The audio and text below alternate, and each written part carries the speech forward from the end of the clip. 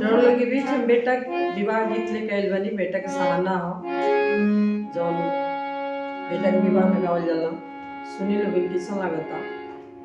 अच्छा लगे तो लाइक करे लो। धन्यवाद।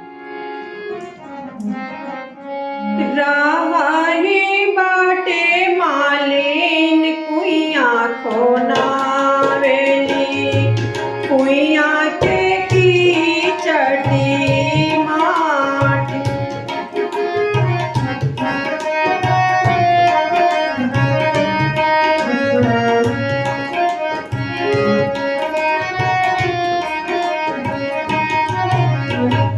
ताई ताले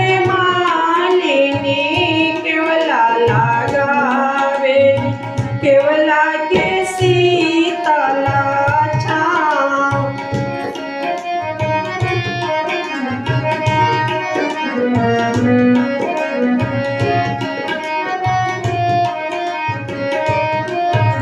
ताई ताले ठाड़ भइले दुल्हा गावाना दुल्हा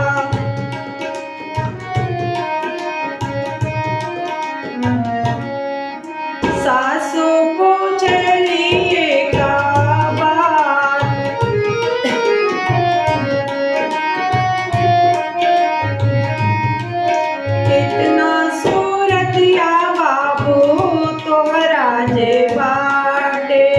कौन विधि रहिले कुमार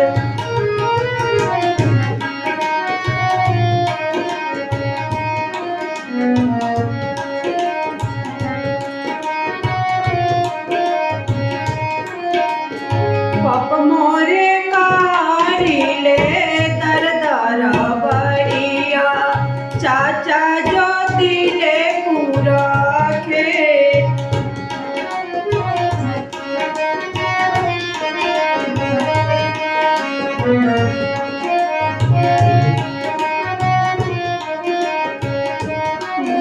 मोरे कारिले जिरवा के लादानिया यही विधि रहिले कुमार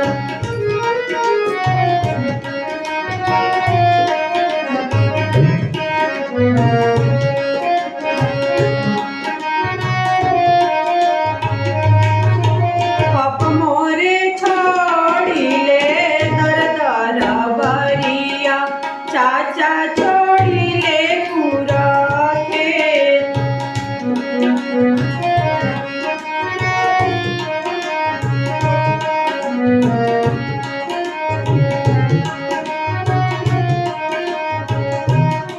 भैया मोरे छोड़िले जिरवा के लादानिया अब मोरा बोला बीता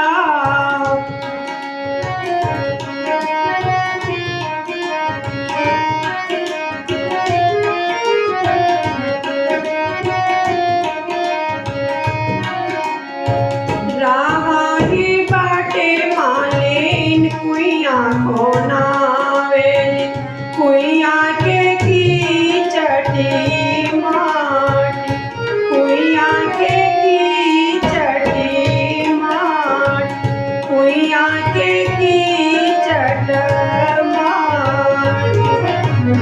धन्यवाद। अच्छा लगी गीत तो लाइक सब्सक्राइब शेयर जरूर करें लोग।